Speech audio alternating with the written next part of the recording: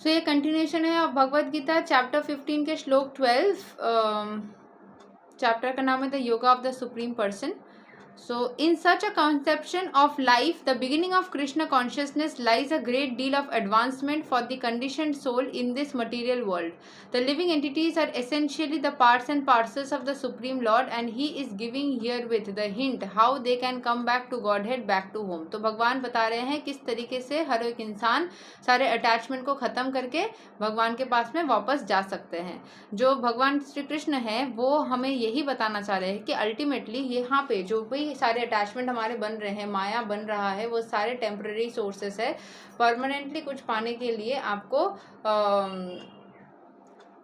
भगवान ही आपके सोर्स है, उन्हीं से जुड़ना आपको सारे मटेरियल चीज़ें भी दे सकती है, साथ में शांति सुख सब कुछ दे सकती है। So try to connect with the divine soul. From this verse, we can understand that the sun is illuminating the whole solar system. There are different universes and solar systems, and there are different suns, moons, and planets also. But in each universe, there is only one sun. As stated in Bhagavad Gita, the moon is one of the stars. Nakshatram aham sasi. Sunlight is due to the spiritual effulgence in the spiritual sky of the Supreme Lord. With the rise of the sun, the activities of human beings are set up. They set fire to prepare their foodstuff, they set fire to start the factories, etc. So many things are done with the help of fire.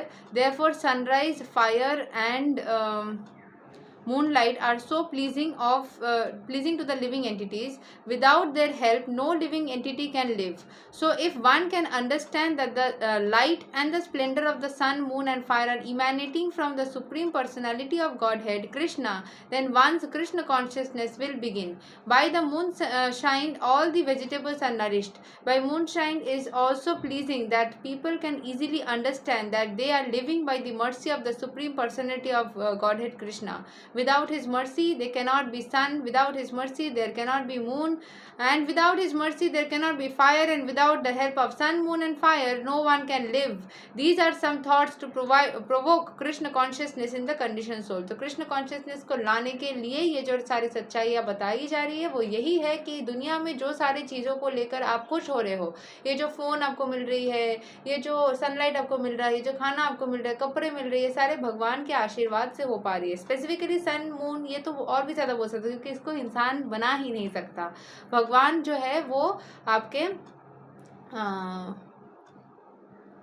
सारे चीज़ों को बना सकते हैं, लेकिन इंसान जो है वो, जैसे मान लीजिए खाना इंसान ने बना, आपने बोला कि इंसान ने खाना बनाया है, इंसान ने कपड़े बनाए हैं, इंसान ने घर बनाया, मकान बनाया है, लेकिन क्या जो सन है, सूर्य देव है, उनको इंसान बना सकते हैं? जो चंद्रमा है, क्या उसको इंसान बना सकते हैं? जो स्काई है, जो बर्ड्स है, तो उन सबको तो नहीं बना सकते ना इंसान, तो वो नेचुरली दुनिया में आई हुई है। तो उस जो चीज़ें नेचुरली आई हुई हैं उसी को हम सुप्रीम ऑलमाइटी ने बनाया है, वही बताते हैं।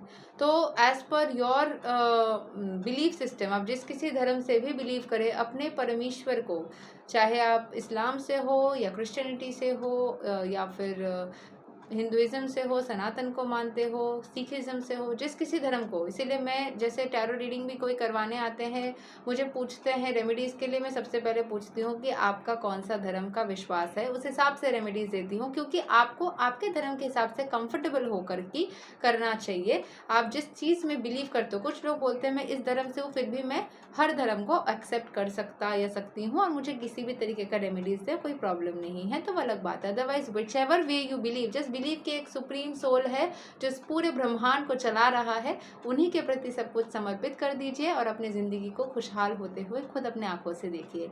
यही तक है श्लोक number 12 of Bhagavad Gita chapter 15। अगले दिन हम श्लोक 13 को कवर करेंगे। तब तक के लिए हरे कृष्णा, राधे राधे, जय श्री राम।